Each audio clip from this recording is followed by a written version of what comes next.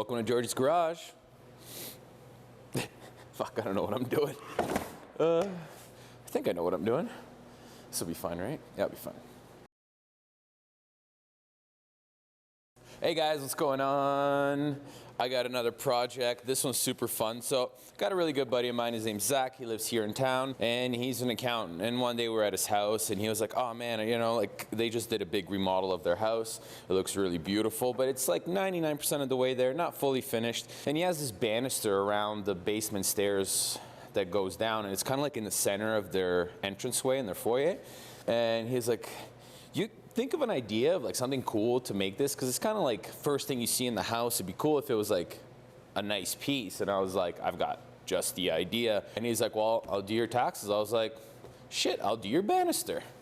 And so here we are, next project we're in.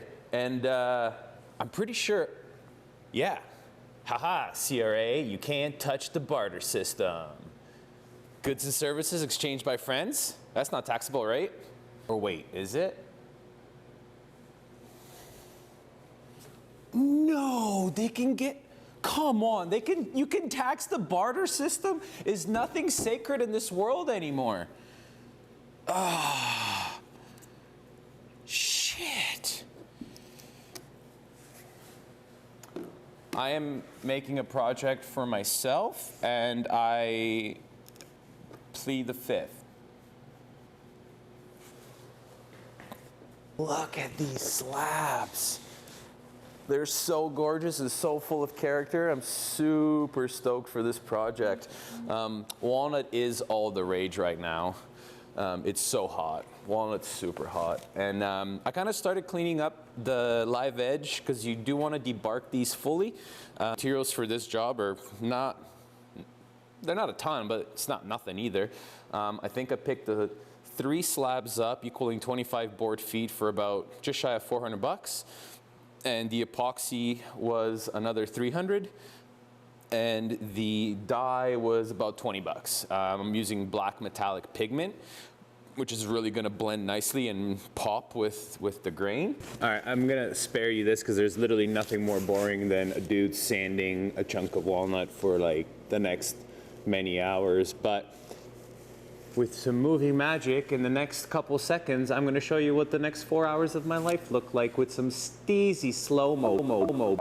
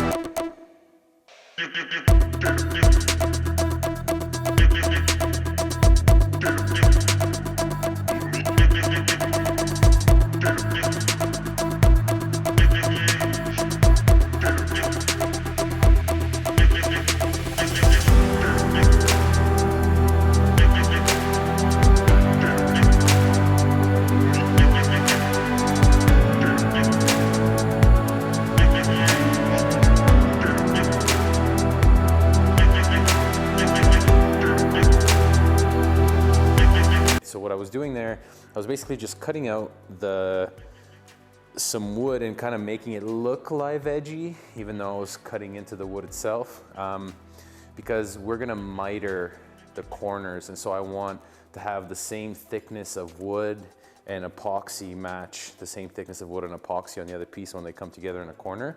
Otherwise, they'll just kind of look broken up and kind of weird. So anyway, that's what that was about. Tomorrow, I'm gonna run to the store. I'm gonna grab some melamine, and then I'm gonna build the molds for my pour.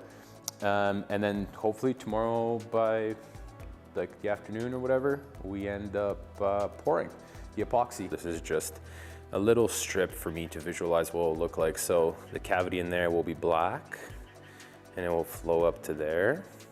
And then we'll have two 45-degree corners there and there.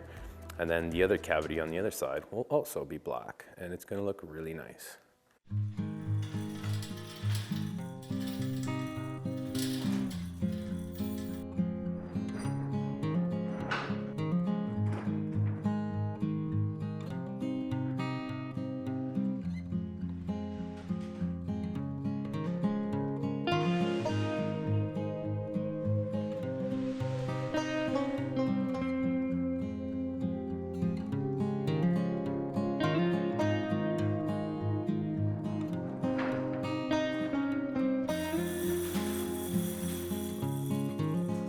All right, let's go to Mount Crushmore and get this stuff done. Let's do it.